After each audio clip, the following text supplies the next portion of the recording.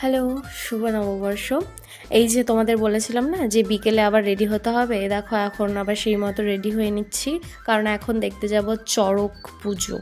আর হাসির বিষয় হচ্ছে আমি এইভাবে রেডি হচ্ছিলাম যে বাসাটিতে আজকে পুজো হবে, বাট আই অ্যাম টোটালি রং। আজকে চড়কটা হবে শালালপুরে গম্ভীরা নামক একটা জায়গায়, তো আমি সেখানে যাব।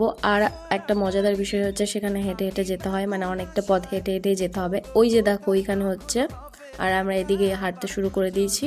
ফাইনালি মেলাটা দেখে অনেক তৃপ্তি পেলাম, কারণ অনেক কষ্ট করে অনেক দূর থেকে হেঁটে হেঁটে এসেছি ভাই এই মেলা দেখবো দেখে।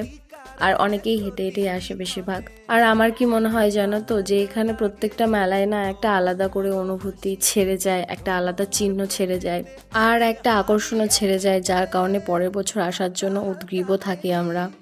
যাই হোক, অল্প কিছু খাওয়া দাওয়া করলাম, আর অনেক সকাল সকাল বাড়ি ফিরতে হলো। চড়ক ঘোরানো দেখতে পারিনি, কারণ বাড়ি থেকে বকা খাবো তাই। আর জানো তো, ফেরার পথে টোটো পেয়ে গেছিলাম, ভাগ্যিস।